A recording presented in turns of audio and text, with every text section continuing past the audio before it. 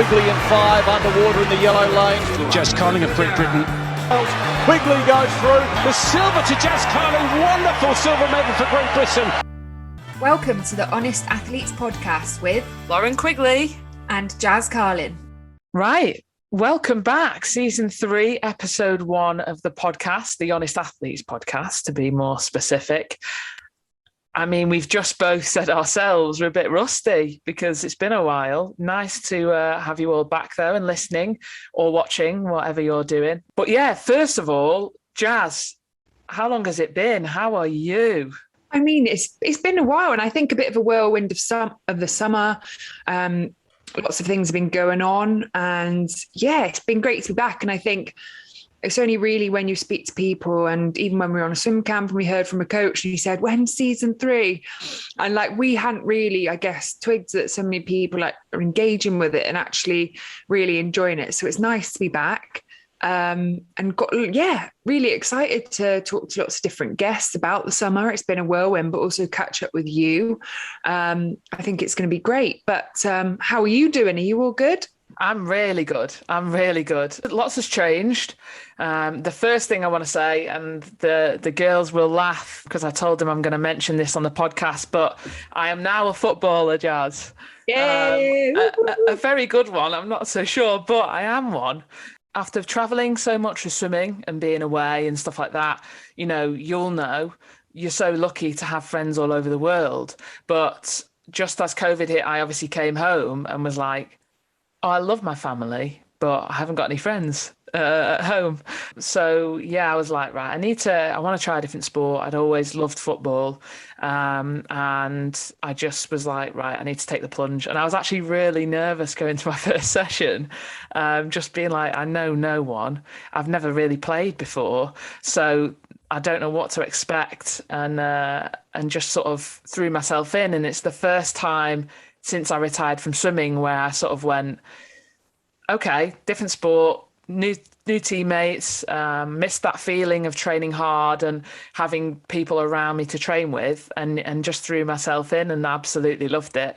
And I've been loving it since, just having the team and stuff like that around me and performing again in a way. You know, it's not in a swimsuit and it's not what I know particularly, but it's just been so nice to get a bit nervous and have that feeling again and again, just to have the support around me of other people and have friends at home, which makes me sound very lonely, but that's the case. I did get injured just before our second Millfield camp, which we will go on to talk about in a minute, which I've had to apply my knowledge from swimming into football now and rest it and be sensible. But yeah, I'm absolutely loving it. So that's a big change for me, but a good one. My question for you, though, because when we've spoke about this before of leaving sport, leaving swimming and potentially going into a different avenue. And because I've gone and done football and loved it, I really want you to go into netball because we spoke about this before. Yeah, you know, I've tried to do it a couple of times with netball and to join a club, but a lot of them seem to train on certain times, like always kind of clashes with work and different bits that I've got on.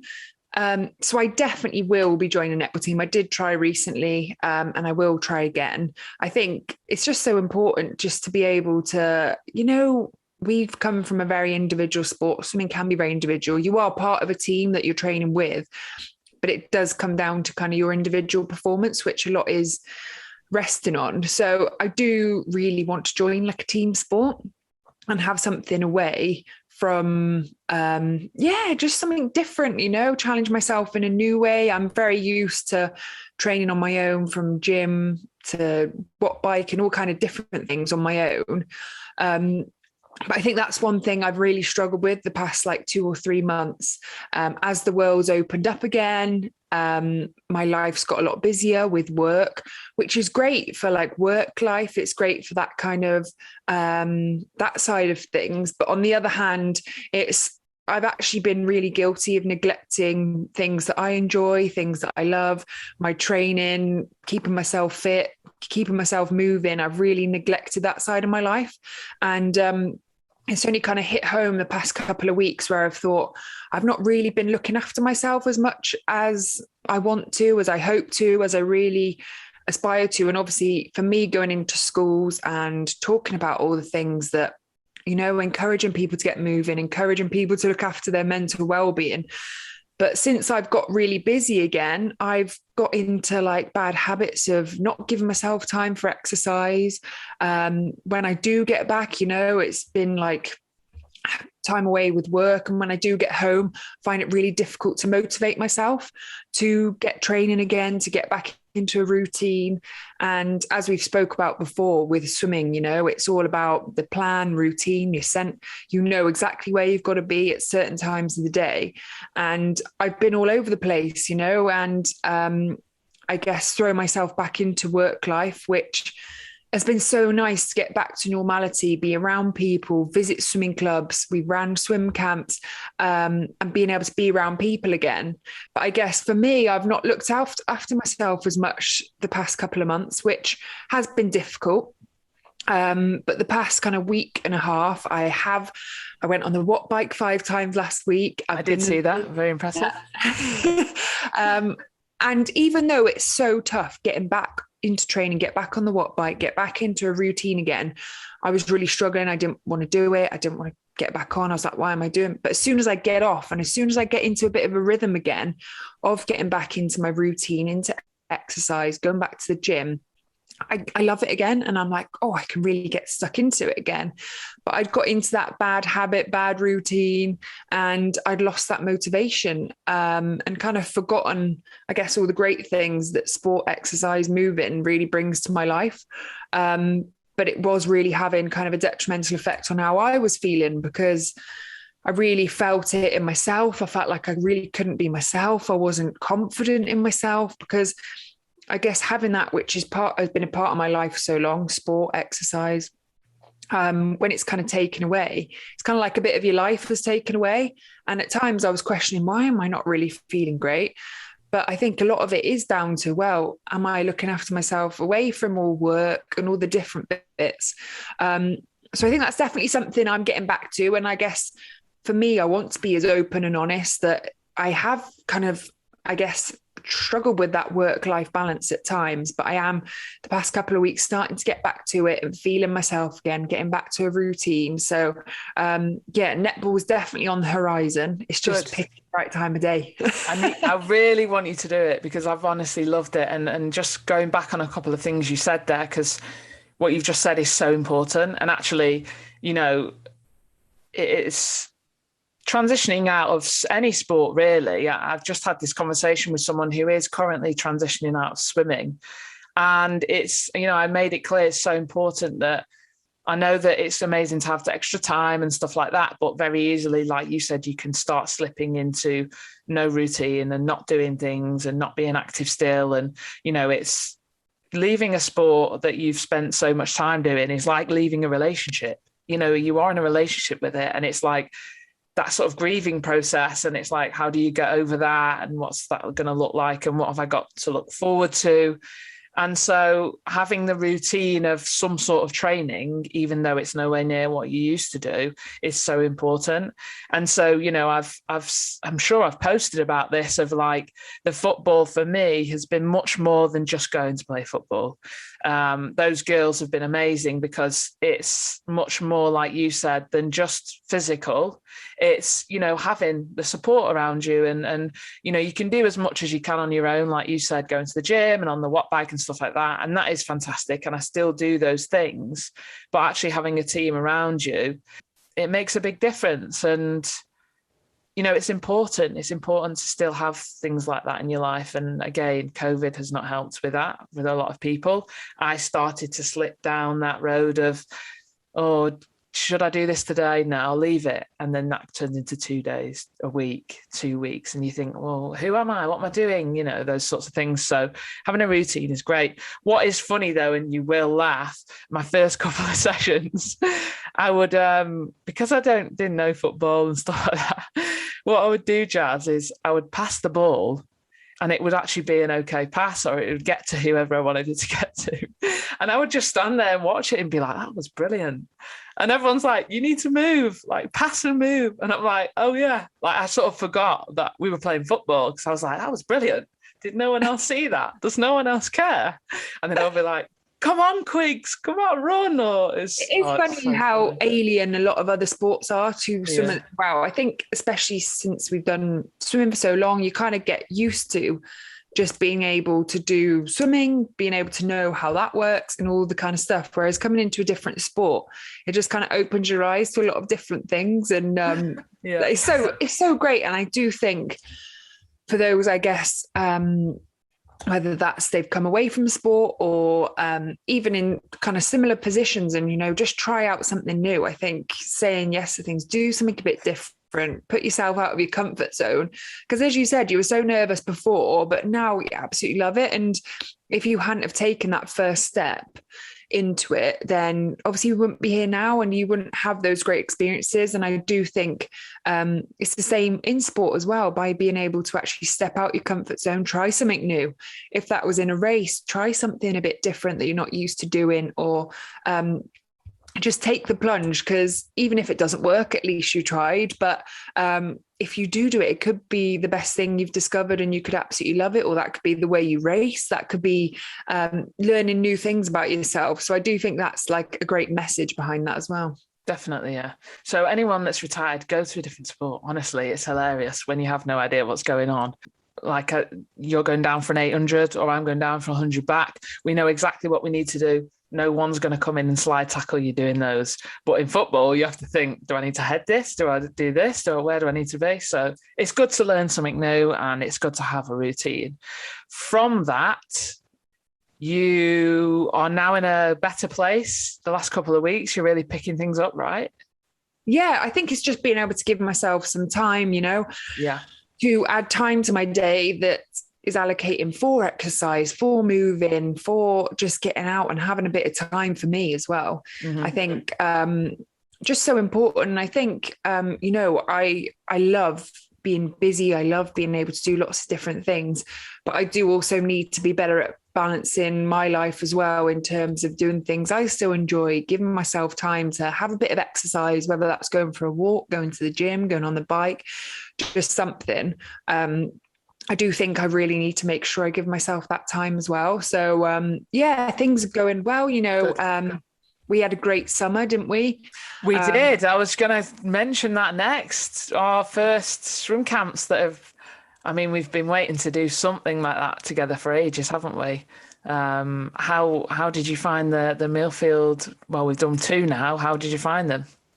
Yeah, I think being able to be back with swimmers, running swim camps, and really being able to help as many swimmers as we can, you know, I think it was just great to be back poolside, hearing all the swimmers' stories, getting to know the group of swimmers that we had there. And I guess giving them an insight into all the different things that we used to do as swimmers, our stories, all the different bits. You know, it was absolutely amazing. I loved it. And to be able to share the knowledge, the experience, you know, even having Reece Shawnee, the physio there as well, and working with some incredible coaches at Millfield. At first, I guess it was a bit daunting, you know, running swim camps, thinking, God, I've never done this before. But to be able to do it with you, to be able to really bring a lot of positivity and energy back, which has been quite tough the past year and a half, but seeing people smiling in the pool again, training back to it, it was great. How did you enjoy them? Jazz, I absolutely love them. I pretty much, because it's far for me to get to Millfield, but it doesn't bother me at all because I fly home when I'm finished because I've loved it so much. I have a great time. And for us to work together and be there together and bounce off each other and all the other coaches and Reece, the physio, it's just, it's a great team. And we've had 2 different Millfield teams as well. I'm sure if any of them are listening, they're like, ours was better. But both teams were incredible. And so when you have great people around you like that and you're doing something you love, you can't go wrong. And, I think the Reece with the gym, the pre-pool, post-pool, all that sort of stuff as well. He's just fantastic. And the talks that we do, we don't do the talks that we got. I don't think there's no drugs talks going on, and there's none of the other talks we have. But like you said, we really want to just share our experiences, and I think that's so important. And the swimmers seem to have got bits from that as well, which is fantastic. Of like, oh well, and they ask questions, which is amazing.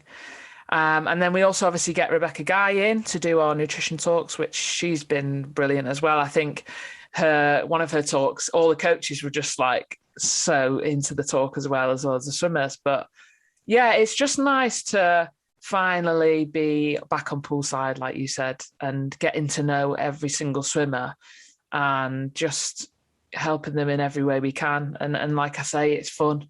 We have so much fun doing it. You know, it's honestly brilliant. So no, it's been fantastic. And we do have another one coming up in a couple of weeks. So It's definitely not over.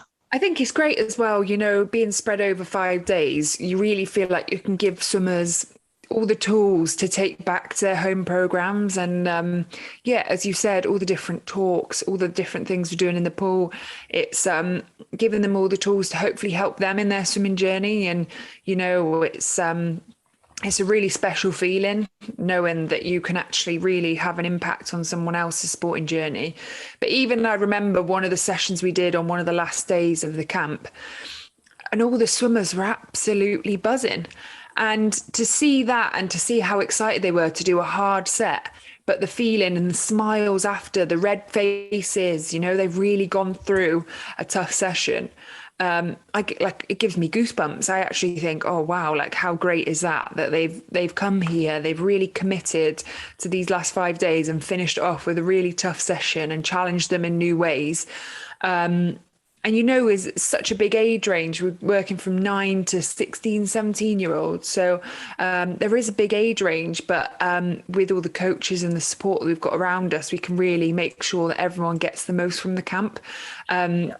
So that was really special, and I absolutely loved it. And being able to meet lots of different swimmers, it's been so great. I've absolutely loved it. Yeah, no, I agree. And I think I'm glad you mentioned that session because it was unbelievable. And I think we were dancing on poolside after to all the tunes that were playing out, Celebrate and all that. But no, it was an amazing moment, that one in particular. And it was a moment for me as a coach that was just like, I just felt really proud of them all. They absolutely smashed it. And it had been we'd put them through some tough sessions and also, you know, the skills, and we do all that kind of stuff. But those moments are the ones as an athlete I remember, you know, being like, I remember when I did that session, it was amazing. And, you know, we always at the end of the camps ask all the swimmers what was their best bit. And I think probably 96% of them said that session. And, you know, it's just as a moment for us. That's great. And then the 4% said the food. Yeah, I mean, I was with them, but to be fair, no, yeah, but it's amazing. Food is always up there, you know. And has to be. Millfield, you know, put on great with the facilities, the food and everything. Yeah. Really make the camps great for the swimmers and for us too. So I did love them. But rewind, obviously the Olympics happened right before our camps last time. But what a couple of weeks that was, watching Team GB in Tokyo. Wow. Absolutely incredible, especially after the last couple of years. You know, the people I had conversations with about the Olympics, I mean, I was glued, and it was difficult because especially for the swimming, it was like awkward times to watch. But, you know, hats off to all the athletes. And we've discussed this of like, can you imagine having to make sure that you don't get COVID, otherwise you won't be able to swim at the Olympics? That's so stressful in itself. But to then obviously, you know, have to carry on training and making sure that you're not touching everything or coming into contact with people. And I don't know, I'm sure it was incredibly stressful, and yet they performed unbelievably. Some outstanding swims, right? Just goosebump moments. What stands out for you? Any particular moments? Oh, from swimming wise or just sport in general? Let's go a swimming moment, and then let's go a sporting moment in general. Oh, I mean, there were so many to actually pick one. I think for me personally, seeing Tom Dean win gold and Duncan get the silver medal, but from Tom Dean, he's been coached by David McNulty for the past 2 or 3 years. Maybe it's 3 years now, or coming up to. And for me, I've worked with Dave for a long time in my swimming journey, and getting to know him like outside, like as a friend now, I can class him as a friend, and to see him come away with his first ever gold medal from a swimmer, with Tom getting the gold medal, it was just great, to be able to support, I guess, my old coach, to see him come away with the success, Tom come away with success as he was kind of under the radar a little bit. I think that was great. That was probably one of my favourite swimming moments. What about you? I think I'm going to have to agree. And I know everyone's probably going to be like, oh, how boring. But it's not boring, obviously. But, that was amazing. And I think probably very surreal for him. But yeah, just unbelievable. I'm trying to think. I mean, got lots of medals, didn't we? The relays are always exciting. The relays were very exciting, especially the last relay that was going on, that was going ahead. Standout moments. I think outside of Great Britain, watching Sarah Shostrom still medal, even though she broke her elbow not long ago, that was pretty crazy to watch, because as athletes, we know what injury can do, and the fact that she managed to overcome that and still perform like that, it is incredible, really, isn't it? I mean, who's doing that? I think even watching Ariane Titmus win gold medal. Oh my gosh, yeah. Dean Boxall's celebration has to be up there with some of the best moments in sport, because it's just great, the passion from the support team, the coaches, and how much it means to them too, because they are such a huge part of it. And you can tell what an incredible relationship they have, that I guess being on that journey together and to come away with the goal and the dream to have that gold medal around your neck was just great to watch. But it's it soon flies by, doesn't it? Obviously, we have the Paralympics too, which was great to watch. I mean, my favourite moment from the Paralympics, Jazz.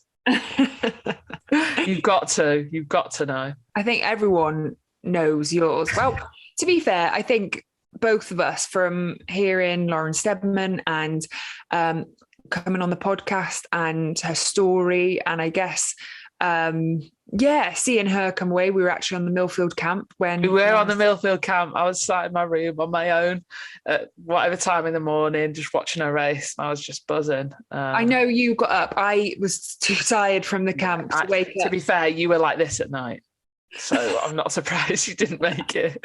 But the next morning, you were like, I've seen it, I watched the highlights, and I was like, she's won. So yeah, no, unbelievable. It was just such a great summer of sport. And I think with all the questions before, is it going to go ahead? Are we actually going to see the Olympics, Paralympics on TV with spectators? I know it was slightly different with not having fans in the stadiums, but I think we all really felt that Olympic spirit and that excitement and Paralympic spirit. Mm-hmm. Of how great it was to get behind our athletes, to see them perform so well, to see them, the stories, even hearing the stories from the Paralympics and the Olympics too, with the stories that we've had the past year and a half and how they've managed to make it work. It's just so warming and touching and inspirational.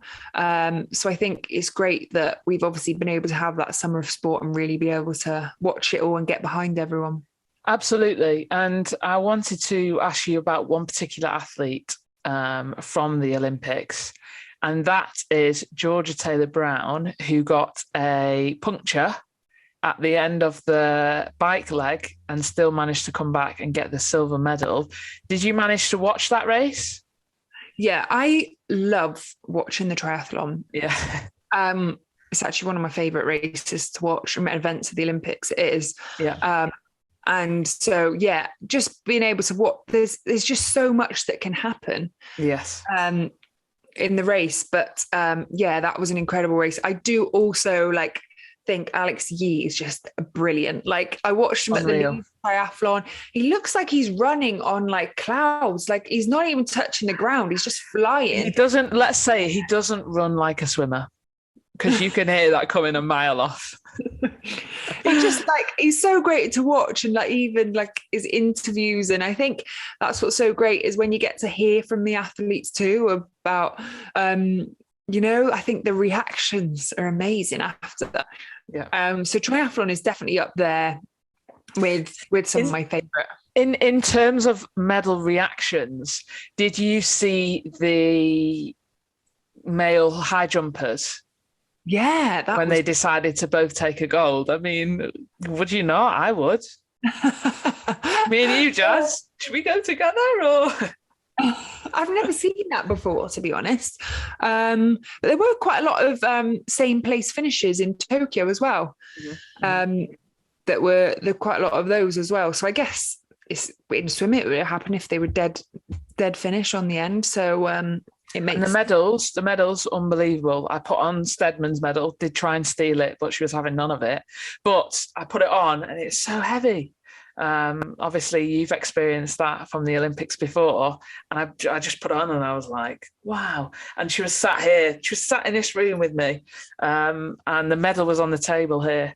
And I just sort of looked at her and I said, Lauren, you've done it.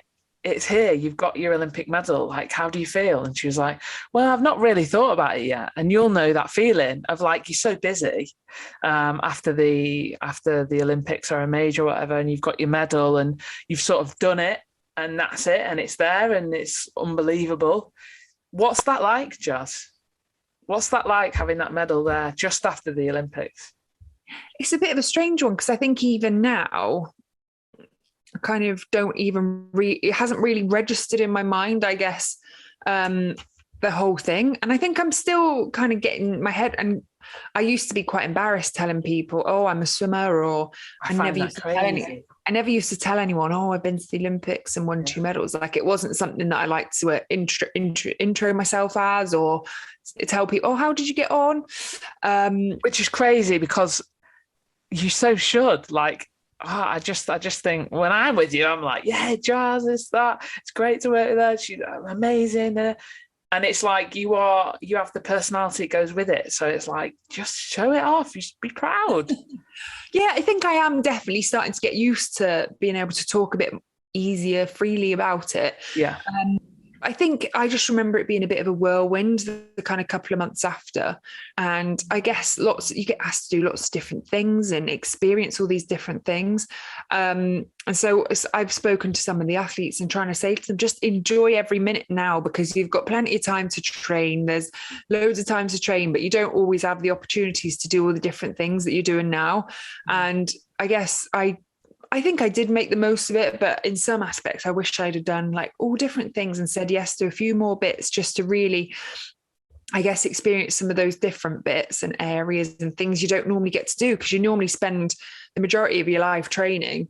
And so I think it's really important to actually enjoy this time now where you get to go and do fun things. I saw James Guy, he was competing at a celebrity golf tournament. You get to see all these different things. Adam Peaty's on Strictly. So it's like, now's the time, make the most of it and actually enjoy this time now because, you've got plenty of time for training and all the hard work. Actually really make the most of it, enjoy it. And Lauren looks like she's enjoying it too, because she's been looking so glamorous on red carpets and all sorts. She always looks glamorous, Lauren. Sometimes I think, don't ever come to me for fashion advice, Lauren, because I wouldn't have a clue. But no, she's having a great time. But it was so nice to see her because she came here and it was like, okay, just kind of chill out, just be you now. It doesn't have to be a show and all that. And, I'm sure you are pulled from pillar to post and it is amazing, but it is also important to just kind of take a step back. When I said to her, oh my gosh, Lauren, your medal's here and you've done it, and she said, I haven't really thought about it. I felt a bit sad because I was like, well, you should, and you should take a moment, just go, yeah, I'm proud of that. And we went up for a meal to have with my brother, and we were sat at the table. And funny story, the waiter came over and he was me and my brother were sat there, and when the waiter comes over and they're like, is everything okay with your meal? They ask those questions. Well, first of all, it was never just one waiter. It was the whole staff, all of the staff, all the waiters, all the waitresses would come over to our table every time because of Lauren. And then they would say, how was your meal? Are you enjoying your food? They didn't care what me and Grant had to say. It was just literally staring straight at Stedman going, how's your meal? And I'd go, oh, it's lovely, thanks. And they'd be like, yeah. How's your meal, Lauren? It's so funny. And it's just, I guess you'll understand that. And it's just a bit like, I could see she was a bit like, oh, I just want to put the sunglasses on and the hood up and just be me for a bit and not have to do that. But it's all part and parcel of it. And she does, she does appreciate the support and stuff like that. But, it is so important to just take that time to just sort of chill out a bit and be you and stuff like that. Because as you know, post-competition blues are quite a common thing as well. Did you suffer? I know we spoke about it on the podcast before, but did you suffer at all with post-competition blues to quite a bad extent? Yeah, I think that was really challenging for me. And I hadn't necessarily prepared or even thought about it because you don't want to. You just want to focus on what's in front of you. And I think because it had been in my mind for so long, especially after missing out on under 2012, it was like Rio, that was all that was in my mind. So when that was taken away, it felt like, I guess, a huge blank. I felt like, well, what's next? What am I aiming for? And I hadn't really prepared that, we can think about, this will be next. There'll be another competition. We can aim for this, or even having something to even put my mind at ease or something to focus on. I really wish I'd done that before, just to give myself, I guess, a bit of, I don't know, whether it was just racing at a World Cup or just something that was giving me a bit of focus, because I did feel very lost actually after, where I didn't really know what I wanted to do. It's like I'd achieved everything that I'd hoped and dreamt of, being able to come away with 2 medals and 2 silver medals. But it was like, well, what's next? It kind of felt like, what is there more that I even want to do? And it felt like a huge blank. So it was very tough. And I think a lot of people speak about it, and even speaking to some of the athletes coming back from Tokyo, having that feeling, it is completely true. It does happen. And people do have those feelings where you have the come down and you've gone through all this excitement, you've gone through a kind of incredible experience, and to come back to your normal life and putting your washing on or doing the washing up is like, this is normal life, and you're kind of going back to it. So what would you say to the people that are going through that?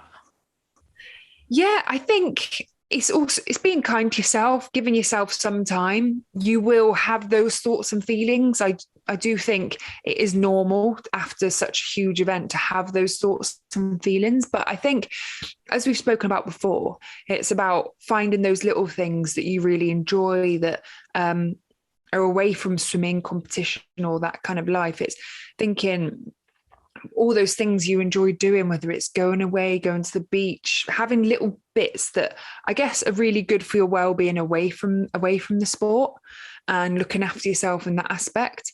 And I guess for me, again, it was just like preparing for, I wish I'd, I guess, prepared as much as you can, but thinking, there is something after the Olympics. It's not like we're just going to the Olympics and then there's nothing. It's like, there's something else, and there's something else we can do, which I think it gave some of the swimmers doing the International Swim League and different bits. It really gave them something that, I am getting back into swimming a bit, and it's given me a bit of focus. I can enjoy myself.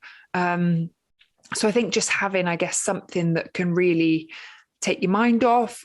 Doesn't have to be sport related, just something a bit different, giving yourself some time, because I think it will start to feel back to normal once you can get back into other things, and try and use the support team around you, from family, friends, coaches, if that may be, but use the people around you, because they're the biggest support. And I think I spoke to one of the athletes, and it's saying everyone wants to just talk about sport and the Olympics and all that kind of stuff, and not really asking. They were like saying how, I don't really want to talk about sport. I want to actually be able to talk about, I don't know, other things. Life. Yeah. Yeah. Food, coffee. It's the new Disney film. There's a new Home Alone coming out, and it looks rubbish. But I hope it's good. But it looks rubbish. Those normal things, yeah, I get that. I Yeah. definitely get that. Yeah. Yeah. So I think that would probably be my advice, really. I guess for me, I've just been to one Olympics, whereas you speak to some other athletes and they've gone to 3, 4 Olympics, and you're like, wow, I really do take my hat off for everyone that's kind of been able to, especially come back and perform and win medals back to back. It's just incredible, that they can be able to pick themselves up and actually come back and refocus, reset onto the next games. Mm-hmm. Absolutely. And this is something that whoever's listening, this is something that can be applied to anything in life. I think it happens a lot in work, in sport, in just general. It's like you have something to look forward to, and then you don't look beyond that because, no, this is what I need to focus on. And actually, it's in hindsight for both of us, it's like, no, I should have definitely at least acknowledged that there is life beyond this, and it's not just this and then that's it. And I've got into doing that just as COVID was, well, I think it wasn't too long ago. I did the 3 Peaks, planned that in with my brother and his girlfriend and one of my best mates, Hannah, and we just went and did the 3 Peaks. We were like, should we do it? Yeah, let's do it. Plan it, let's go. And it was one of the best experiences, and it didn't have to be, oh, I need to be the best in the world at this. It was literally just a bit of fun and a bit of a challenge, but something to look forward to and plan in and have something to work towards. And so, yeah, I think you're absolutely right. I think having things in that you can look forward to or that are outside of what you've been doing is very important. But again, as you said, acknowledging it as well, not just like, oh no, I'm not feeling that. I'm not feeling down at all. Well, no, I am. Why am I feeling down? Okay, well, that's why. Well, I understand why. So, be kind to yourself, like you said, give yourself a moment, but then have something else in. Yeah, it is funny because even talking to old coach David McNulty, he always used to make a joke out of it. One day he could be at the Olympics, obviously the best time ever with medals, etc. And the next minute he's walking around Sainsbury's doing his food shop. And it's like the kind of contrast in environments, in all the different things, then just doing all the normal things like your food shop. He used to really make a joke of it, and it's true. There is such a big range, and you kind of go through this experiences once in a lifetime. Mm-hmm. So it is, just being able to acknowledge that you might not get these feelings, but I guess also, I think it happens, sometimes with various different things in life. You can kind of have something that you're aiming towards, and then once that's gone, it's quite hard. So I very much like kind of planning things in the diary. So it's like, oh, I've got this coming up, I've got this. So you have got lots of different things to look forward to. Absolutely, absolutely. Someone returned to United since we last spoke? They have. I tell you what, the whole camp in Millfield, all I'm hearing about is Lauren Quigley talking about Cristiano Ronaldo. Do you know what? Yeah. And mainly because my cousin, Stan, I'm going to name and shame him. He's so obsessed with Ronaldo, always has been. And so I knew how much it would mean to him. And he is so obsessed with Ronaldo and loves him so much that I said to him, when there was talks of him going to City, which I don't think he was ever going to be going to City, but when there was talks of him going, I said to Stan, what if he'd have gone to City? And he was like, Loz, as long as he's happy, then I'm happy. And I was like, you're not in a relationship with him. What are you talking about? I think I was just very emotional for him. Obviously exciting as well for me. And they also surprised me with a ticket to go and watch his first game, which was unbelievable. And just seeing my cousins and my auntie so happy watching the football was enough for me, but it was just amazing to be there. I don't know how the crowd sang Viva Ronaldo for about 4 solid hours, but they managed it. And it was just, an incredible atmosphere and amazing. And whether you're a United fan or not, it was special. It was special. And yeah, I chewed your ear off all day, all week about Ronaldo at the Millfield camp. So it was a great week for me. Ronaldo came back. Lauren won her medal, her gold medal at the Paras. And we had a great time and a great session at the end of the camp. So what more do you want? What a combination. What more do you want? Hey, what more do you want? Well, I think even, after what has been such a great summer, it's just, I feel like we've only just touched the surface, of all the different bits that have been going on. I was very lucky to go out to the International Swim League with Energy Standard, which was an incredible experience, which hopefully we can share some more stories, behind the scenes bits from the International Swim League as the series go on. But I'm really looking forward to chatting to some of the guests that we've got lined up. It's been a crazy summer, but it's going to be great to chat to some of them that have hopefully got lots of stories to tell us from Tokyo and various other different bits. But again, thanks for tuning in. Thanks for listening and supporting us. It's great to be back, and we can't wait to share with you this season with lots more episodes and hopefully lots of stories to tell you coming up.